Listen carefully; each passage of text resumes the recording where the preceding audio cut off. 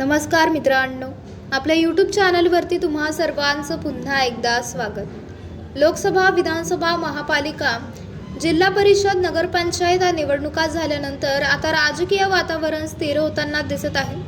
त्यातच आता महाराष्ट्राच्या राजकारणात पुन्हा एकदा मोठी खळबळ उडणार असल्याची शक्यता निर्माण झाली आहे।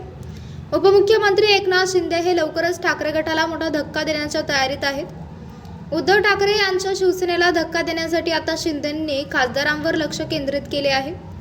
ठाकरे गटातील निम्म्याहून अधिक खासदार शिंदे सेनेच्या संपर्कात असल्याची माहिती सूत्रांनी दिली आहे। विशेष म्हणजे यातील 4 खासदार पक्षप्रवेशासाठी अतिशय सकारात्मक असल्याचे बोलले जात आहे।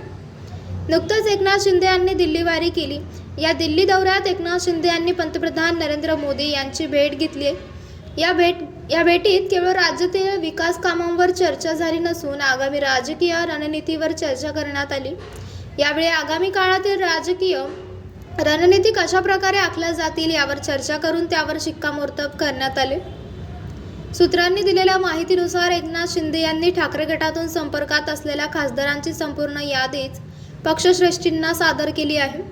लोकसभा खासदारांच्या या संभाव्य बदलात कोणतेही कायदेशीर अडथळे येऊ नयेत यासाठी कायदेशीर तरतुदीवरही सविस्तर चर्चा करण्यात आली आहे। तसेच या पक्षांतरामुळे कोणाचेही सदस्यत्व रद्द होऊ नये यासाठी योग्य वेळ आणि तांत्रिक बाबी तपासूनच ठाकरे यांना धक्का दिला जाणार आहे। तर मित्रांनो, आपल्याला काय वाटते? आपली प्रतिक्रिया आम्हाला कमेंट बॉक्सच्या माध्यमातून नक्कीच कळवा।